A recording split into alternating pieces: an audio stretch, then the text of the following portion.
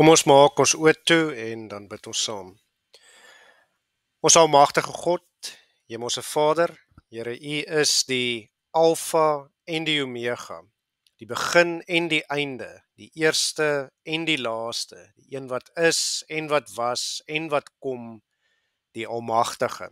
Ja, Here, U is waarlik die skepper van alle dinge, ja, ook van ons. Ons is U kinders en ons het die voorreg om ook ingesluit te wees in U genadeverbond.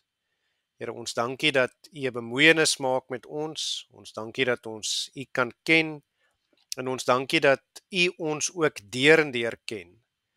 Here, U weet dat ons begeerte is om in alles wat ons doen, die lof en die eer en die heerlikheid aan U te bring, om U gebooie te bewaar uit dankbaarheid en 'n antwoord omdat Jesus Christus vir ons sondes aan die kruis gesterf en ons verlos het. En Here, daarom waar ons vanmôre die voorreg het om weer hier rondom U woord te vergader, waar ons die voorreg het om na U woord te luister, wil ons dan ook vra, Here, rus vir ons toe met U woord, werk met U Heilige Gees in ons harte en deur ons verstand. En Here, gee dat ons ook werklik sal hoor, dat ons hierdie woord in ons harte sal aanneem, ons eie sal maak en dat ons ook dit sal uitleef, om ook daardeur die lof en die eer en die heerlikheid wat U toekom, dan ook aan U te bring. Dat ons ook daardeur meer en meer vir U sal ken en U meer en meer sal loof en sal prys in alles wat ons doen. En daarom vra ons, Here, spreek nou tot ons, want ons die kinders wil graag luister. En ons bid dit alles as dit U wil is, in U groot en heilige naam, in die naam van Jesus Christus. Amen. Goed, so kom ons begin. Wat ek vandag wil doen is weer dieselfde as die vorige Sondag. Ek gaan eers vir ons die agtergrond skets en dan gaan ons met Eksodus 32 vanmôre werk en dan gaan ek hom lees en soos wat ons deur hom lees, gaan ek ook die verduideliking doen. So ons het laaste gekyk na Eksodus 3 en 4 vir alle tegniese redes en dan wil ek vanmôre net eers so kortliks wys wat in die tussentyd gebeur totdat ons by Eksodus 32 uiteindelik aanland. So hier vanaf Eksodus 5 en verder gaan dit dan uiteindelik daaroor dat hier is 'n paar dinge wat gebeur, maar in die eerste plek sien ons dat wat hier verder gebeur is, nou in 'n sekere sin maak die volk Israel as groep deur wat Moses as 'n individu deurgemaak het. Dis die eerste ding wat ons sien en dan die ander ding wat ons sien is ons sien dat in 'n sekere sin beleef die volk Egipte of die Egiptenare die teenoorgestelde of die omgekeerde van dit wat hulle aan Israel gedoen het. So met ander woorde wat gebeur is waar die Egiptenare, waar hulle die Israeliete so slawe behandel het, swaar behandel het en die Israeliete in swaar omstandighede geleef het. Nou sien ons uiteindelik dat God tref die Egiptenare met die pla. En ons moet so kortlik sê dat die 10 pla wat God stuur is ook, ek wil nie vanmôre in diepte daarop ingaan nie, maar is 'n direkte antwoord op die tipe gode wat die Egiptenare aanbid. So al die pla wat God stuur het in 'n sekere sin te doen met die gode, met hierdie afgode, hierdie gemaakte gode wat die Egiptenare aanbid. Die eerste prentjie wat nou in my kop opkom is byvoorbeeld een van die Egiptenare se gode is 'n menselyf met 'n padda se kop. So die paddas is die teken daarvoor en dit is om vir die Egiptenare te wys, julle valse gode wat julle aanbid kan niks maak om hierdie pla te stop nie. Maar ek is die God wat alles gemaak het en daarom stuur ek die plaag van die paddas. Julle kan dit nie keer nie, julle towenaars kan dit nie keer nie. Eers wanneer Moses bevel gee, dan uiteindelik kan dit gekeer word. So die omgekeerde gevolge van hulle sonde is wat uiteindelik die Egiptenare tref. En dan is 'n hoogtepunt en as 'n dubbele gevolg van hulle sonde is die laaste plaag, die 10de plaag, is natuurlik die dood van die eerstgeborenes van die Egiptenare, en dit is natuurlik, ek wil amper sê, omdat hulle die babietjies doodgemaak het by Moses, en dis hoekom Moses natuurlik gered is in die arkie, soos wat ek dit verduidelik het, en natuurlik ook deur die water heen. So ek sê, en dan sien ons dat dit wat Moses alreeds deurgemaak het in 'n sekere sin, maak die volk Israel nou deur, soos wat Moses gered is deur die arkie, deur die water heen, toe sy ma hom in die mandjie met die bissies, wat ek sê, het is soos 'n arkie in die Nylrivier laat afdryf het, so is dit ook deur die water heen, wat die groep Israel nou droogvoets deur die Rooi See loop, wanneer die Egiptenare hulle agtervolg, en so word hulle ook deur water heen gered, soos wat dit ook die geval was met Moses. En dan uiteindelik later ook weet ons wat verder gebeur is, dat soos wat Moses vir 40 jaar nadat hy gevlug het, nadat hy die Egiptenaar doodgemaak het, toe uiteindelik in Midian veewagter was vir Jethro, net so uiteindelik vir sy skoonpa Jethro, net so gaan die volk Israel nou vir 40 jaar in die woestyn wees, voordat hulle die beloofde land binne gaan. So ons sien die hele tyd, dit wat Moses as individu deurgemaak het, dit gaan Israel nou deurmaak as volk. Maar dan terug by Sinai, nadat Moses in die woestyn was, vir 40 jaar roep God hom na die berg Sinai toe, en daar het hy 'n ontmoeting dan vir die eerste keer met God in die vorm van die brandende bos. Hy het hierdie identiteitskrisis en God herinner hom weer wie hy is. En nou gaan ons vanmôre in 'n sekere sin sien dat die volk Israel ook hier in 'n sekere sin weer 'n identiteitskrisis van soorte gaan beleef, maar wat gebeur is, na 3 maande nadat hulle uit Egipte getrek het, bring God hulle dan ook by die berg Sinai of die berg Horeb. Horeb en Sinai is een en dieselfde plek, en ons het gesê, dit beteken in 'n sekere sin, of dit verwys daarna, dis die berg van toetsing, en ons gaan vanmôre spesifiek ook daarop fokus. Maar wat belangrik is God bring hulle by Sinai, net soos wat hy vir Moses gesê het hy sal doen. So hy wys daardeur ook vir Moses dat hy getrou is. So dan nou hier by die berg Sinai, nooi God opnuut weer vir Israel om in 'n verbondsverhouding met hom te kom tree. God nooi hulle om 'n koninkryk van priesters te word, wat anders is as die nasies rondom hulle wat afgode aanbid. En ek wil vir ons net so 'n gedeelte daarvan lees. In Eksodus 19 vers 3 tot 6 lees ons daarvan. Ons lees daarvan vers 3 af. Maar Moses het opgeklim na God toe, en die Here het hom van die berg af toegeroep en gesê, so moet jy aan die huis van Jakob sê en aan die kinders van Israel verkondig. So as hy sê die huis van Jakob, is dit onmiddellik verbondstaal. En dan sê hy in vers 4 verder, julle het self gesien wat ek aan die Egiptenaars gedoen het, en dat ek julle op arendsvlerke gedra en julle na my toe gebring het.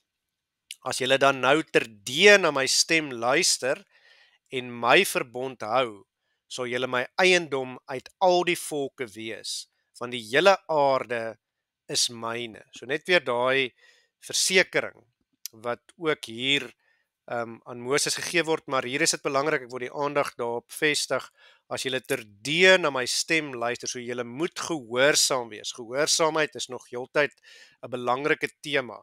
Noag was gehoorsaam, Moses was tot hiertoe gehoorsaam, so daar moet gehoorsaamheid wees. Dit is in 'n sekere sin, dan sal ek my verbond met julle hou. En dan lees ons in vers 6, en julle sal vir my 'n koninkryk van priesters en 'n heilige nasie wees, so ek het dit gesê.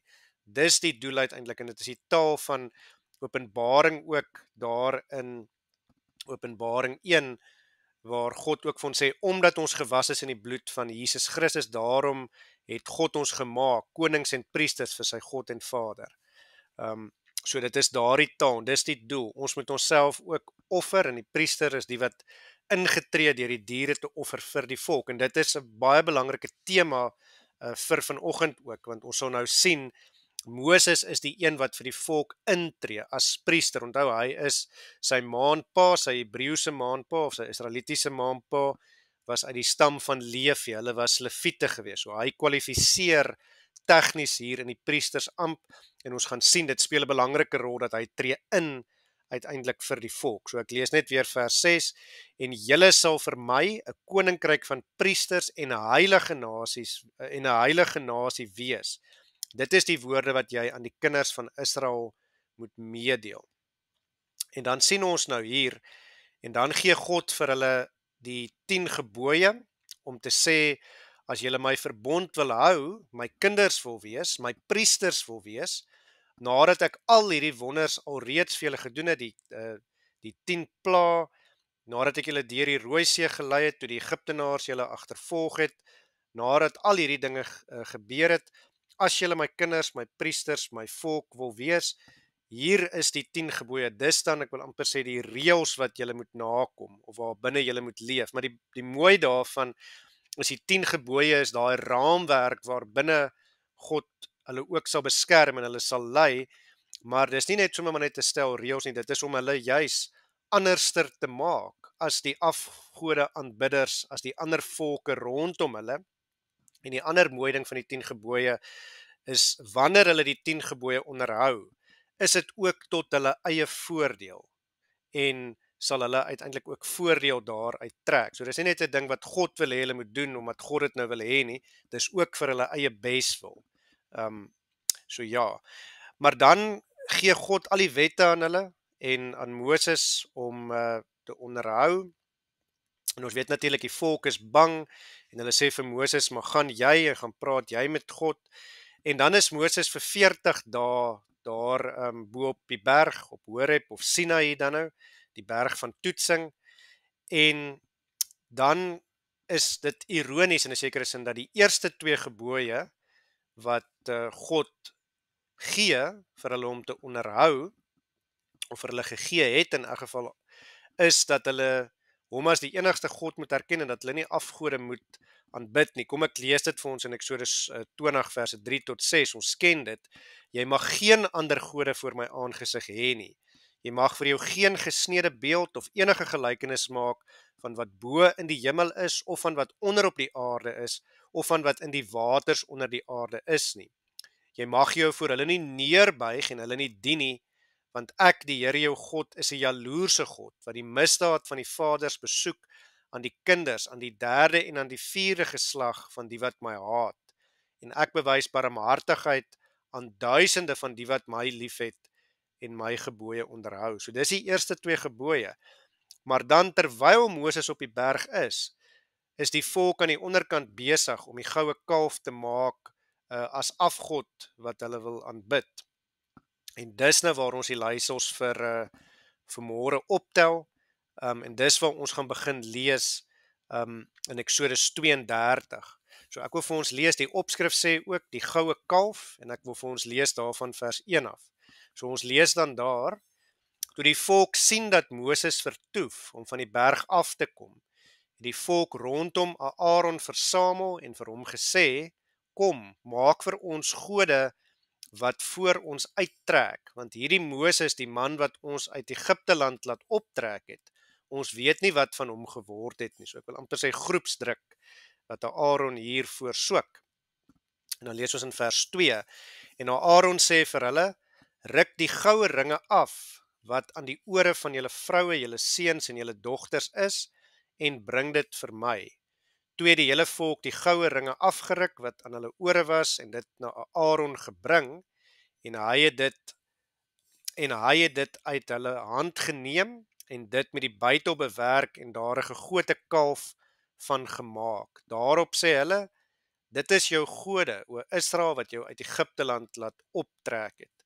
So, sommer maar net so kantaantekening hier, hierdie is nog deel van die Egiptiese kultuur, van waaruit hulle gekom het. Die Egiptenare was bekend daarvan, dat hulle baie oorbelle en ringe, en allerhande ringe en dinge gedra het, neusringe en lipringe, en allerhande sulke tipe van goeder. So nou gee hulle dit, en die goue kalf word gemaak, en dan kan ek maar net sê, en later wanneer Moses nou die goue kalf vernietig, dan is dit in 'n sekere sin Alhoewel hulle dit nie besef nie, maar dis maar sommer net iets waarop ek wil wys.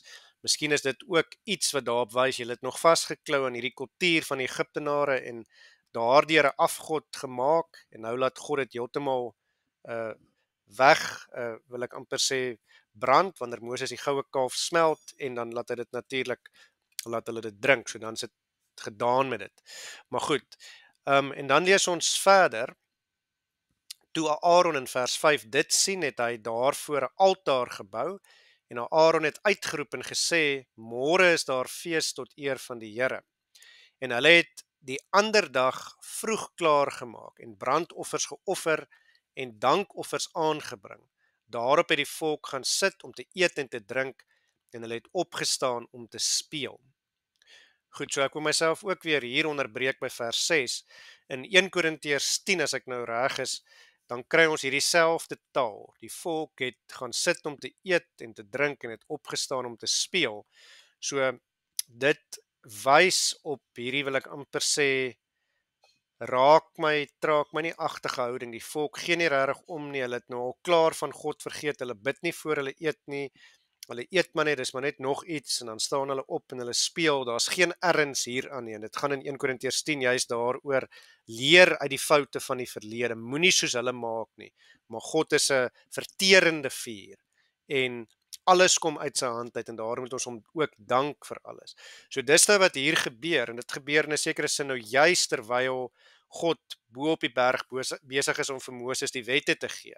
En dan sien ons nou wat hier gebeur van vers 7 af. Onthou, Moses weet nie wat hier aan die onderkant gebeur nie, maar God sien alles en God weet alles en daarom lig God nou vir Moses in oor wat hier aan die onderkant gebeur. En dan lees ons hier in vers 7 en verder. Toe sê die Here vir Moses: "Gaan heen, klim af, want jou volk," nou let nou hier mooi op die taal. God sê, dis nie meer my volk nie, dis jou volk. Moses, kyk hoe maak jou mense. Toe sê die Here vir Moses: "Gaan heen, klim af, want jou volk wat jy uit Egipte laat optrek het verderflik gehandel. En hulle het gou van die weg afgewyk wat ek hulle beveel het. Hulle het vir hulle 'n gegote kalf gemaak en daarvoor neergebuig en daaraan geoffer en gesê: Dit is jou gode, o Israel, wat jou uit Egipte land laat optrek het." So nou lig God vir Moses in. En dan sien ons in vers 9, verder het die Here vir Moses gesê: "Ek het hierdie volk gesien en kyk, dit is 'n hardnekkige volk." So ja, hulle is hardkoppig. Hulle wil nie luister nie. Hulle het al klaar van my vergeet. Ek het die 10 plaae gestuur. Ek het hulle deur die see laat trek droogvoets. Ek het al die wonderwerke gedoen.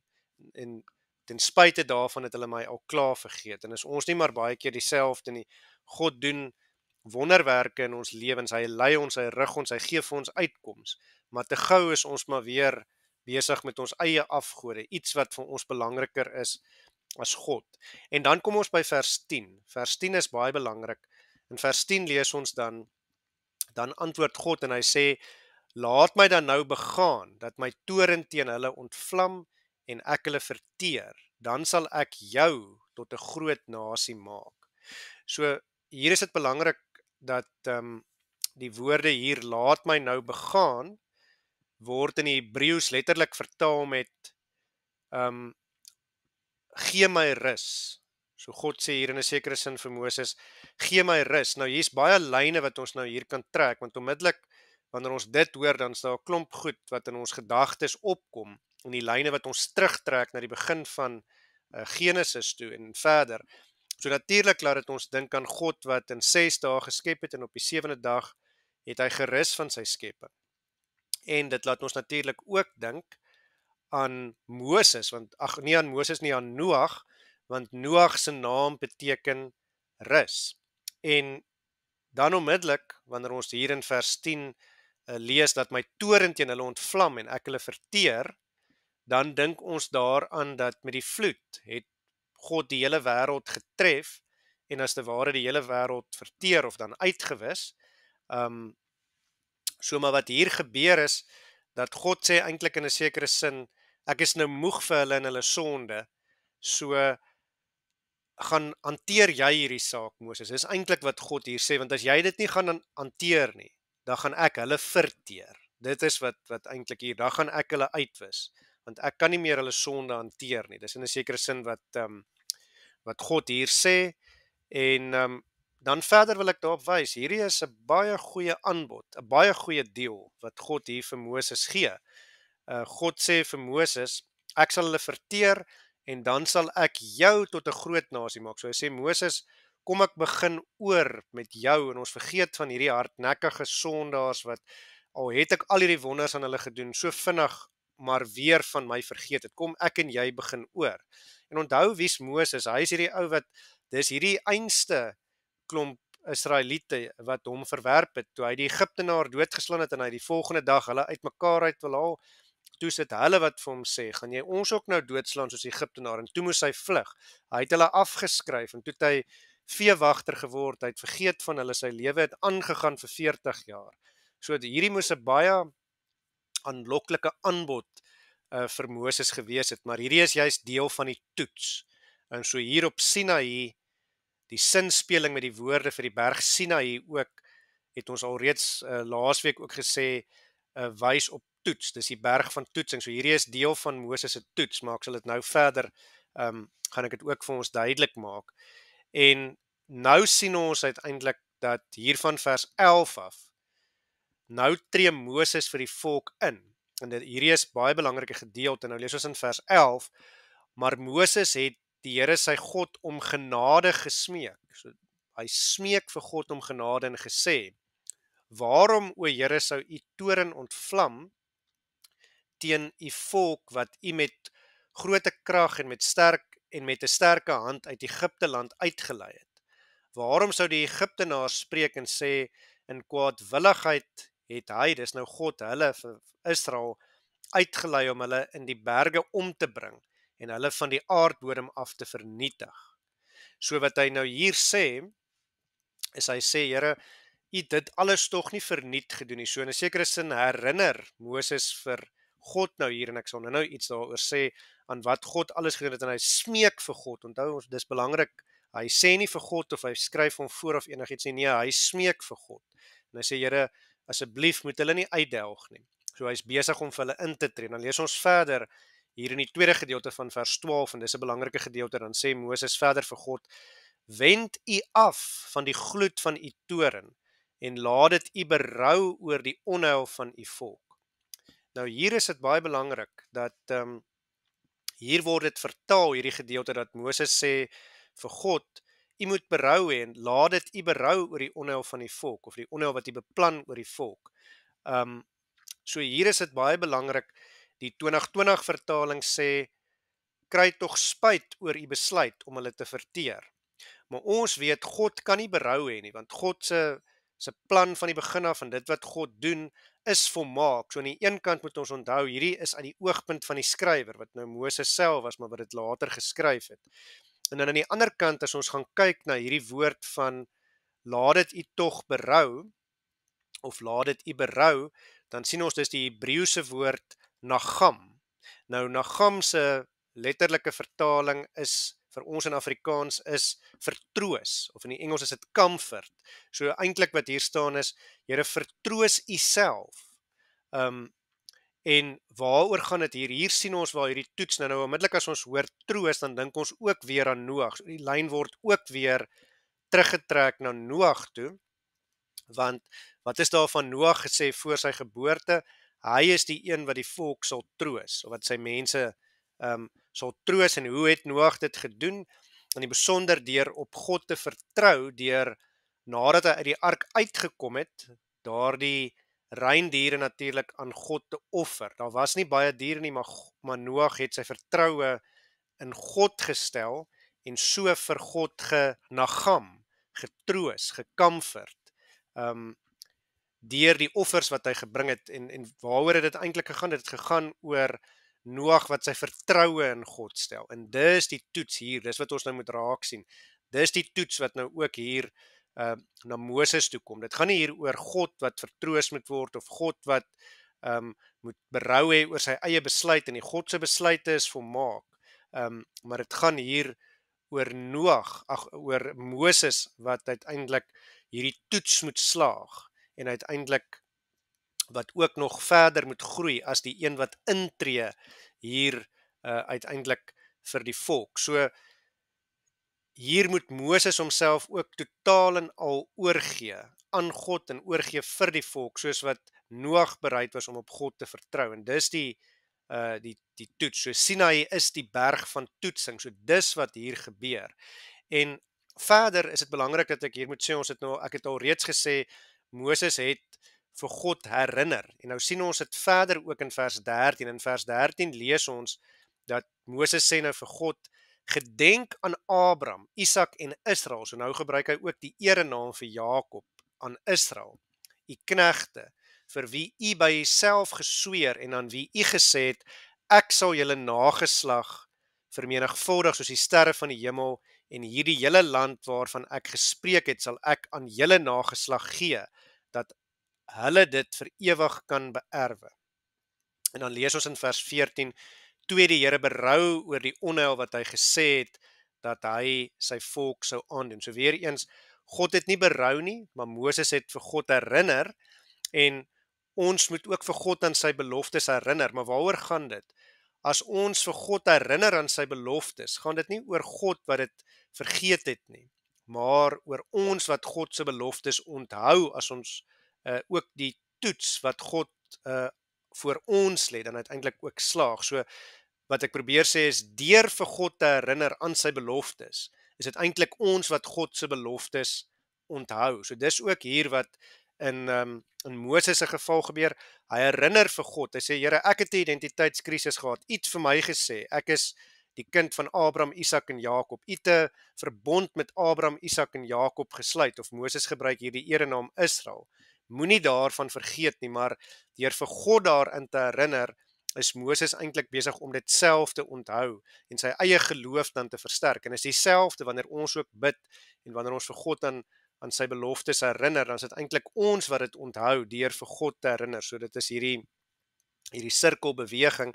En dan soos ek gesê het, God het nie berou nodig om iets te berou nie, want alles is reeds deel van God se groot verlossingsplan, maar hierdie was eintlik die toets, of is God wat besig is om vir Moses uiteindelik hier te toets. En daarom sien ons dan ook in vers 14 dat God protesteer nie en sê nee, maar ek gaan hulle verteer of wat ook al nie onmiddellik. Dan sien ons, toe het die Here berou oor die onheil wat hy gesê dat hy sy volk sou aandoen. So onthou, hierdie was in gesprek met Moses. So Moses het nou ingetree, en deur in te tree in 'n sekere sin het Moses geslaag, en daarom sê God, nou sal ek hulle nie meer verteer nie.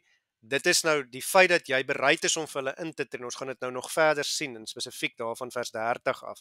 Dan dit is genoeg om vir my nou hierdie rus wat ek gesê het, laat ek tog begaan, gee vir my rus. Jy's bereid om vir hulle in te tree, gaan hanteer jy dit, en deur bereid te wees om jouself te offer, wys jy is bereid om dit te hanteer. So dit gee vir my die vertroosting, die rus, die vrede, die comfort dan, jy het hierdie gedeelte van die toets geslaag, nou uiteindelik kan ons verder gaan. Maar wat ook hier gebeur, en wat ons moet raak sien, is dat God gebruik hier vir Moses. Hy nooi as te ware vir Moses in sy situasie in, en hy sê vir Moses, kom kyk, dis die mense met wie ek nou moet werk. Hierdie mense, ek het nou net al hierdie wonders gedoen, en dan onmiddellik, dan bou hulle weer die goue kalf. Hoe moet ek met hulle maak? Aan die een kant is ek lief vir hulle, maar aan die ander kant doen hulle die heeltyd sonde. Aan die ander kant verwerp hulle my heeltyd. Wat moet ek doen? En so God nooi vir Moses in, en dit herinner so 'n bietjie aan Moses se omstandighede. Hy was lief vir die Israeliete, toe slaan hy die Egiptenaar dood. Die volgende dag toe wil hy hulle uitmekaar uithaal, en toe verwerp hulle hom. Toe sê hulle nee, jy gaan ons ook doodslaan. En nou is Moses hulle leier, en hy beleef hierdie hardnekkigheid. Hy beleef ook, God het dan hierdie wonders gedoen, en nou verwerp hulle weer vir God. So God gee vir Moses eintlik so half 'n kykie, en hy sê, hier, kom kyk bietjie vanuit my oogpunt uit na hierdie mense. Wat dink jy moet ek met hulle doen? Ek dink ek moet hulle verteer, en dan begin ek en jy van voor af. Maar dan is die belangrike ding wat ons hier sien, is ons gaan sien, Moses identifiseer homself nou saam met die mense, en spesifiek hier van vers 30 af. Maar voor ons daar uitkom, kom ons lees net eers tot by vers 30. So kom ons lees verder van vers 15 af. En Moses het omgedraai en van die berg afgeklim met die 2 tafels van die getuienis in sy hand. Tafels wat op albei kante beskrywe was. Hulle was op die een en op die ander kant beskrywe, en die tafels was die werk van God. Die skrif was ook die skrif van God in die tafels gegraveer. So God het die 10 gebooie met sy vinger geskryf. En toe Josua die stem van die volk hoor, hoe hulle juig, sê hy aan Moses, daar is oorlogsgeraas in die laar. Maar hy antwoord, dit is nie die geluid van die wat sing van oorwinning nie. Dit is ook nie die geluid van die wat sing van neerlaag nie. Ek hoor die geluid van beurtsang. En toe hy naby die laar kom en die kalf en koordanse sien, het die toorn van Moses ontvlam en hy het die tafels uit sy hande gegooi en hulle onder aan die berg verbrysel. So wat gebeur nou hier? God was die een wat afgesien het van sy toorn, wat nie die volk verteer het nie, maar Moses is 'n mens, en ek het al gesê, Moses is 'n warm kop, hy tree so op, hy slaan die Egiptenaar dood, en ons gaan nou ook sy optrede hierna sien wat hy doen. Hy raak so kwaad, hy gooi die 10 gebooie stukkend. So hy wys ook maar weer sy swakheid hier in 'n sekere sin. En dan lees ons verder in vers 20, en hy het die kalf geneem wat hulle gemaak het, en dit in die vuur verbrand, en dit fyn gemaal. Toe het hy dit op die water gestrooi, en die kinders van Israel dit laat drink. So nou is dit verby met daai Egiptiese goud en goeders. Goed, en dan lees ons in vers 21, en Moses het vir Aaron gesê, wat het hierdie volk jou gedoen, dat jy so groot sonde oor hulle gebring het? Toe antwoord Aaron, laat die toorn van my Heer nie ontvlam nie. U self ken die volk dat hulle deur en deur sleg is. En dit moet ons ook besef. Ons is ook sondig, deur en deur sleg, net soos hierdie volk. Maar Aaron verskuif nou so 'n bietjie die blame, want hy het gesoog onder hierdie groepsdruk en hy het nie opgestaan vir wat reg is nie, en ons doen dit ook baie. Maar dan lees ons verder in vers 23. Hulle het dan aan my gesê, maak vir ons gode wat voor ons uittrek, want hierdie Moses, die man wat ons uit Egipte land laat optrek het, ons weet nie wat van hom geword het nie. Daarop het ek hulle geantwoord, wie goud het, laat die dit afruk, en hulle het dit aan my gegee, en ek het dit in die vuur gegooi, en hierdie kalf het daar uitgekom. Toe Moses sien dat die volk bandeloos was, want Aaron het hulle bandeloos laat word tot leedvermaak onder hulle teenstanders, so met ander woorde, hulle is nou bandeloos, hulle doen allerhande sonde, ons kan onsself nou maar net indink wat alles hier onder bandeloos, ek wil amper sê, dit herinner my ook aan losbandig, so al hierdie gebruike wat saam met die afgode offer en die afgode aanbidding waar hulle self stikkend sny, seksuele dade, al hierdie goeders, dit is alles hier, soveel so dat dit 'n leedvermaak is, sodat die teenstanders vir hulle sal lag, as gevolg van wat hulle doen. Lees ons dan verder, het Moses in die poort van die laar gaan staan en gesê, wie vir die Here is, kom na my toe. Toe het al die seuns van Levi by hom versamel, onthou, hy is ook uit die volk van Levi uit, hulle is die priestersvolk, toe het al die seuns van Levi by hom versamel, en dan sien ons in vers 27, en hy het vir hulle gesê, so spreek die Here, die God van Israel, laat elkeen sy swaard aangord aan sy heup, gaan dan heen en weer van die poort en weer van poort tot poort in die laar, en laat elkeen sy broer en elkeen sy vriend en elkeen sy naaste doodmaak. Dis nou die wat so bandeloos is, né? En die seuns van Levi het gehandel volgens die woord van Moses, en daar het van die volk op die dag omtrent 3000 man geval. So, luister nou mooi, dit was nie volgens die woord van God nie, dit was volgens die woord van Moses wat hulle gehandel het. God wou hulle verteer, toe sê Moses, asseblief Here, nee. Toe raak Moses kwaad toe hy die goue kalf sien, en toe sê hy, nou gaan ons die wat nog steeds so bandeloos is, nou gaan ons hulle doodmaak, en dan luister hulle na Moses, en dan word daar 'n klomp van hulle wel doodgemaak. Hoekom? Want die sonde het gevolge in 'n sekere sin. Dis nie God hierdie, maar dis op Moses se bevel. En dan lees ons verder in vers 29. Toe het Moses gesê: "Vul vandag julle hand om te offer aan die Here, want elkeen is teen sy seun en teen sy broer, sodat hy, dit is nou God, vandag 'n seën oor julle kan gee." Goed, en nou kom die volgende belangrike gedeelte, en hierdie is ook ons teksverse vir vanoggend, verse 30 tot en met 33 in die spesifiek. So ek wil klem weer hier lê. So hier lees ons dan: "En die volgende dag het Moses aan die volk gesê: Julle het 'n groot sonde begaan, maar nou sal ek na die Here opklim. Miskien kan ek vir julle sonde versoening doen." So hierdie is 'n baie belangrike vers. Erken julle sonde. Hy sê vir hulle, as julle nie geweet het nie, ek sê vir julle, dis 'n verskriklike sonde. En ek wil dit nou terugtrek in die wêreld waarin ons leef. Kry ons mos nou hierdie gedagte van moenie my oordeel nie, moenie my judge nie. Nee, hier oordeel Moses hulle en hy sê, julle het 'n sonde gedoen, ek sê dit vir julle. Julle moet julle sonde bely. Is julle bereid om julle sonde te bely?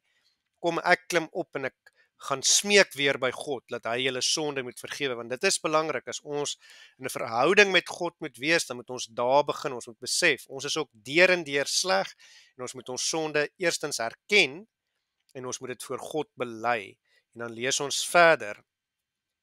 Maar wat ek net ook voor ek verder lees hier die klem op wil lê, is sien Moses is weer bereid om in te tree vir die volk. So dit is hier ook van groot belang. En dan sien ons verder dan in vers 31. En Moses het na die Here teruggegaan en gesê: "Ag, hierdie volk het 'n groot sonde begaan en vir hulle goue gode gemaak. Nou dan, as u tog maar hulle sonde wou vergewe, so nie, delg my dan maar uit die boek wat u geskryf het." So wat gebeur hier? Moses is bereid, dis deel van hierdie toets wat voor hom gelê word. Moses is hier bereid en hy sê: "Here, asseblief vergewe hulle sonde." Ag, asseblief, dis wat hier in vers 31 uiteindelik, ag, hierdie volk, dis 'n sigting hier, is 'n smeking hier wat gebeur. En sê: "Vergewe asseblief hulle sonde, Here." Maar hier, onthou, Moses was die een wat gesukkel het met 'n identiteitskrisis. Nou sukkel hy nie meer nie. Hy sê: "Ek is deel van hierdie volk." Hy identifiseer homself as saam met hierdie volk, as deel van hierdie volk, en hy sê: "Ek is maar ook net soos hulle. As u nie hulle sondes wil vergewe nie, haal my naam dan uit die boek wat u gemaak het." So dit is baie belangrik dat hy dit hier sê. Nou dan, as u tog maar hulle sondes in vers 32 wil vergewe, en so nie, delg my dan maar uit u boek wat u geskryf het. So wat se boek praat hy hiervan? Dis natuurlik die boek van die lewe waarvan ons lees in Openbaring 3 onder andere. Daar in Openbaring 3 vers 5 lees ons oor die boek van die lewe waarin al God se uitverkieste kinders se name geskrywe is. En as jou naam daar geskryf is, kan jou naam nie uitgevee word nie of uitgedelg word nie. En daar in Openbaring 3 vers 5 lees ons natuurlik: "Wie oorwin sal bekleed word met wit klere.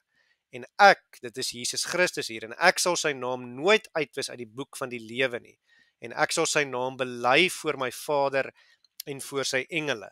So Openbaring 3 vers 5 praat hiervan waar Jesus vir ons intree voor God die Vader. En dis presies wat Moses ook hier doen. Moses sê: "Ek is bereid om my lewe vir die volk te gee. As u nie hulle sondes wil vergewe nie, ek is deel van hulle, dan vergewe u ook nie my sondes nie, en dan staan ons name nie in die boek van die lewe nie, en dan is dit nou maar so. Maar ek is bereid om vir hulle in te tree as my naam dalk daar staan en hulle name staan nie daar nie. Asseblief vergewe hulle sondes sodat hulle sondes ook daar, sodat hulle naam ook daar kan staan. Maar as hulle naam dan nie daar staan nie en my naam staan daar, ek is bereid dat u my naam dan afhaal as hy nie hulle sondes wil vergewe nie. So ek is bereid om my lewe vir hulle te gee." En dit is die kern hier. Dit is hoekom hierdie ons teksvers is, want dis presies wat Jesus Christus natuurlik ook vir ons doen. Hy is nie net bereid om sy lewe te gee soos Moses wat uit die priester volk, die Lewiete gebore is en in te tree nie, maar hy doen dit in die besonder. Hy gee inderdaad sy lewe vir ons aan die kruis. En hy was ons skoon met sy bloed, sodat juist dit wat ons hier van lees in Openbaring 3 vers 5, sodat ons die oorwinning in en deur hom behaal en hy die wit kleed van heiligheid, omdat ons skoon gewas is, oor ons skouers hang. En daarom weet ons name kan nie uitgewis word uit die boek van die lewe nie, omdat Jesus Christus vir ons ingetree het en ek wil die Engelse woord hier gebruik, en die ultimate toets, die grootste toets van alle toetse geslaag het, soos wat Moses ook hierdie toets wat God voor hom gelê het, geslaag het, deur bereid te wees om homself uiteindelik te gee as volk, deur uiteindelik vir die volk in te tree. En dan lees ons verder in vers 33, toe het die Here Moses geantwoord, wie teen my gesondig het, die sal ek uitdelg uit my boek. In vers 34, maar gaan nou en lei die volk waarheen ek jou gesê het. Kyk, my engel sal voor jou uitgaan, maar die dag as ek besoeking doen, dan sal ek hulle sonde oor hulle besoek. So het die Here dan die volk getref, omdat hulle die kalf gemaak het, wat Aaron vervaardig het. So, dis hier belangrik, dat God sê, wie teen my gesondig het, die sal ek uitdelg uit my boek. Maar dan sê hy direk daarna, maar gaan jy nou en gaan lei hulle verder. As hulle nie werklik in my geglo het nie, dan staan hulle naam nie in my boek nie. Maar as hulle my kinders is en as hulle in my glo en hulle werklike berou het oor hulle sonde, dan vergewe ek hulle sonde en dan staan hulle name in die boek van die lewe. Maar nou ek sal hulle nie uitdelg nie, soos ek reeds vir jou gesê het. Gaan nou heen en gaan lei hulle, want die groter prentjie is ook weer my groot verlossingsplan kan nie gekeer word nie. Dis wat God ook hier sê. Ek het 'n verbond gesluit met Abraham, Isak en Jakob. Uit hulle nageslag sal die Messias, Jesus Christus, gebore word, wat die eintlike intreder is, soos wat jy nou die intreder is. En my groot verlossingsplan sal nie gekeer word nie. En daarom sê ek vir jou, maar gaan nou en lei die volk waarheen ek jou gesê het. En kyk, my engel sal voor jou uitgaan.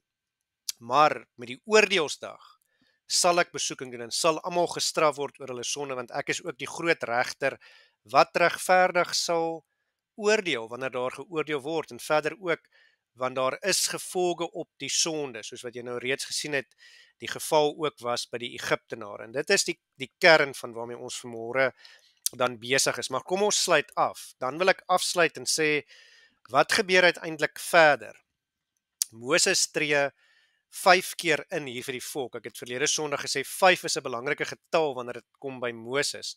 Maar dan lees ons in die volgende hoofstuk in Eksodus 33, daar tussen vers 12 en 17, die laaste keer wanneer Moses vir die volk intree, die 5de keer, en ons lees daarvan vers 12 af. Toe het Moses met die Here gespreek, so hy het afgeklim en toe het hy nou weer opgeklim na die berg toe. Toe het Moses met die Here gespreek U sê nou wel aan my, ek moet hierdie volk laat optrek, maar U laat my nie weet wie U saam met my sal stuur nie. Hoewel U gesê het, ek ken jou by die naam, en jy het ook genade in my oë gevind. As ek dan nou genade in U oë gevind het, maak my dan tog U weer bekend, dat ek U kan ken, sodat ek genade in U oë kan vind, en bedink tog dat hierdie nasie U volk is. So ek wil myself net hier onderbreek aan die einde van vers 13 van Eksodus 33. Hier is 'n paar dinge wat gebeur. So, die eerste ding hier, Moses het eerstens besef, as God 'n pad saam met die volk verder gaan stap, dan moet God hulle vergewe vir hulle sonde. So dan moet hulle sonde voor God bely. Dis wat ons nou gesien het.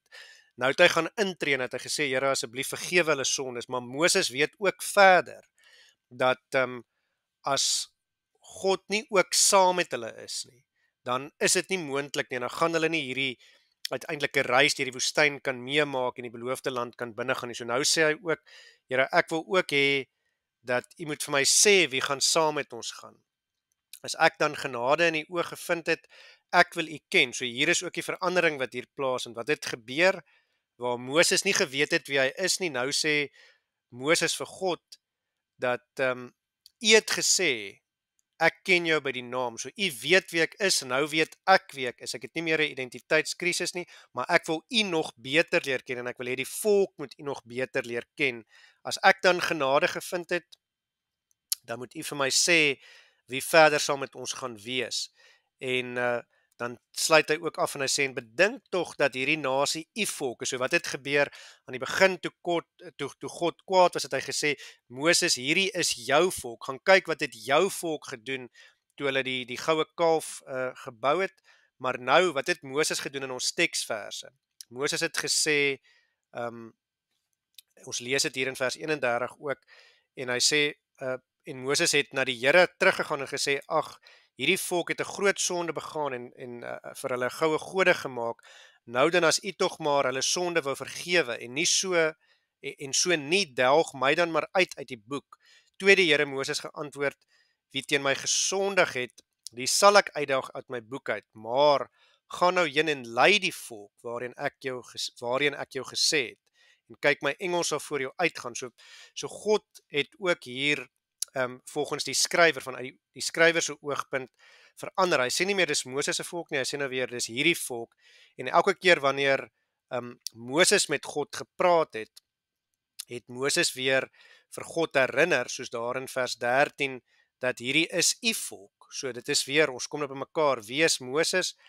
God sê, ek ken jou deur en jy is my kind, en jy is uit die volk Israel uit. So dit is uiteindelik wat hier aan die gang is. Hierdie is jou volk, en dit is uiteindelik ook waarvan ons hier lees. Moses sê hier uiteindelik ook dat hierdie is u volk in vers 13 van Eksodus 33, maar dan lees ons verder in vers 14 van Eksodus 33, en dit is nou God antwoord, moet ek self meegaan om jou die rusplek te verskaf. Want in woorde, hy sê vir Moses, ek sal vir jou rus gee. Onthou, God het nou vir Moses gesê, laat my tog rus van hulle sonde, gaan hanteer jy dit. Maar nou het Moses dit hanteer, en nou maak God aan Moses hierdie belofte, ek self sal meegaan om vir jou rus te gee, om jou die rusplek te verskaf. En toe sê hy, dis Moses vir God, as u nie self meegaan nie, laat ons dan nie hiervandaan optrek nie. So hier tree Moses weer, en hy besef, die volk moet hulle sondes bely, hy besef, dit moet God wees wat saamgaan, en hy sê, Here, as u nie saamgaan persoonlik self nie, dan moet ons glad nie gaan nie. En dis uiteindelik wat hier gebeur, en dan lees ons in vers 16, want waaraan sou dan bekend word dat ek genade in die oog gevind het, ek en die volk. So hier sê hy weer, wie se volk is dit? God, dis u volk. Is dit nie daaraan dat u met ons saamtrek nie? So sal ek dan en u volk onderskeie wees van elke volk wat op die aarde is. Hoe? Wanneer u saam met ons trek. En dan sê vers 17, toe sê die Here aan Moses, ook hierdie versoek wat jy uitgespreek het, daaraan sal ek voldoen, want jy het genade gevind in my oë, en ek ken jou by die naam. So Moses se identiteitskrisis is opgelos, hy is die priester wat kom intree vir sy volk, en hierdie was die 5de keer wat hy intree, en uiteindelik beloof God nou, ek sal saam met julle gaan, en hier's waar ek mee wil afsluit.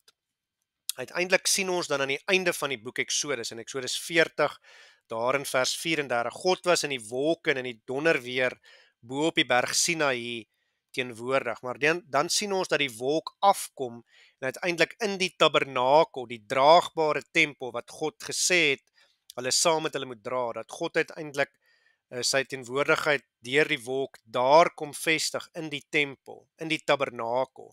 En dit is die belangrike ding, dit is as te ware, ons het vir mekaar reeds gesê, dat op Sionsberg, daar waar die tempel van God gebou word, dit is as te ware die kosmiese berg ook, daar die plek waar God en mens by mekaar kom, en dit is uiteindelik waar die mens vir God kom ontmoet, daar by die tempelberg op Sion, later in die Oud-testamentiese tyd, wanneer Salomo die tempel bou daar op die berg Sion, wat baie reken, natuurlik ook, soos ons reeds gesê het, natuurlik die berg kan wees daar waar Abraham vir Isak geoffer het, en dan verder natuurlik, sien ons dan dat daai wolk kom nou af, van Sinaï berg af, hy kom vestig homself in die tabernakel, en wat gebeur dan, dit is met ander woorde, die berg wat nou as te ware, die kosmiese berg wat afkom, in die tabernakel is die draagbare tempel, en dit is waar hierdie ontmoeting nou tussen God en mense kan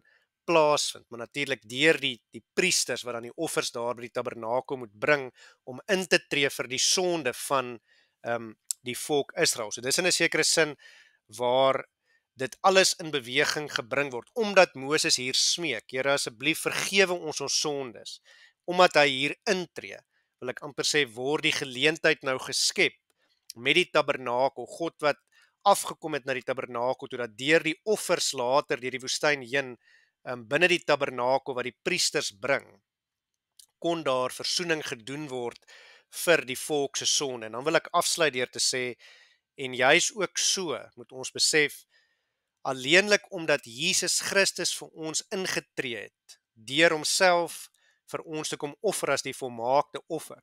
Daarom uiteindelik is ons rein voor God, daarom het ons die geleentheid om ook direk tot God die Vader te bid, en so uiteindelik vergifnis te vra vir ons sondes, en uiteindelik te vra dat die Heilige Gees ons sal lei om nie meer sonde te doen nie, maar uiteindelik om 'n lewe te leef wat tot eer van God is, omdat die lof en die eer en die heerlikheid hom toekom tot in alle ewigheid.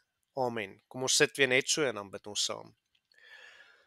Ons almagtige God, Hemelse Vader, Here, U is die koning van die konings.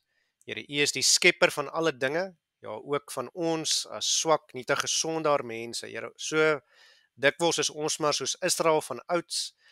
Skaars het U ons uit die een probleem uitgehelp, die vir ons verlossing gebring, het U wonderwerke in ons lewens verrig, of ons is alweer besig om ander dinge bo U te stel, of ons is alweer besig om afgode te aanbid. Here, daarom dank ons U dat ons 'n volmaakte middelaar het, Jesus Christus, wat ook homself vir ons gegee het aan die kruis, wat met sy bloed ons sondes afgewas het, wat vir ons die ewige dood verslaan het en ons saam met hom oorwinnaars gemaak het oor die ewige dood, deur op die derde dag vir ons uit die dood uit op te staan. Here, sodat ons eendag ook die ewige lewe, die finale beloofde land kan binnegaan, omdat Jesus Christus die toets vir ons geslaag het.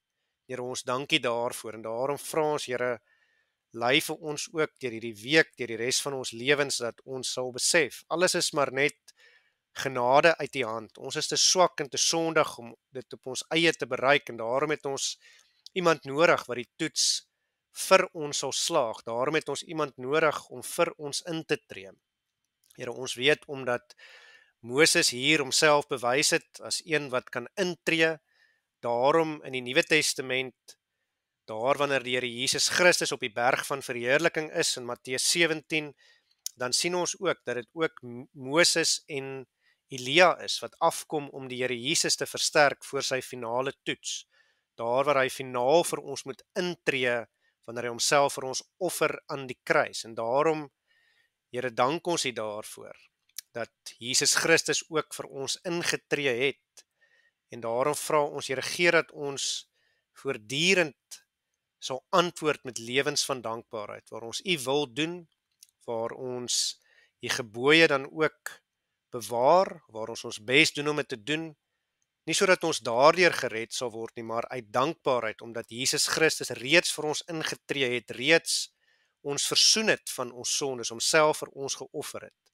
Here, gee dat ons dit nooit uit die oog sal verloor nie, maar dat ons oog en ons oë voortdurend op U gefestig sal hou, dat ons sal opkyk na die berge, daar waar ons ook simbolies vir U ontmoet, en dat ons sal weet, ons hulp kom van die Here wat hemel en aarde gemaak het, dat ons sal weet, dat U ook daar waar U opvaar na die hemel, vanaf die berg, vir U disippels ook sê, en ons is ook U disippels vandag, dat U vir hulle sê, en ek is met julle tot aan die volëinding van die aarde, soos wat U ook hier aan Moses beloof het, dat U saam met die volk Israel sal wees. En Here, gee dat ons daarom ook voortdurend weer sal opgaan na die plek van aanbidding, daar waar ons U ook in die besonder aanbid, daar waar ons in die besonder ook, soos Moses, ons begeerte om U beter te ken, dan ook kan uitleef, en daar waar ons ook opgaan om U in gehoorsaamheid te aanbid. Here, daarom vra ons, lei ons ook deur hierdie week, sterk ons, en gee dat ons werklik alles wat ons doen, sal doen tot eer van U naam, omdat aan U toekom die lof en die eer en die heerlikheid tot in alle ewigheid. En ons bid dit alles as dit U wil is, in U groot en heilige naam, in die naam van Jesus Christus. Amen.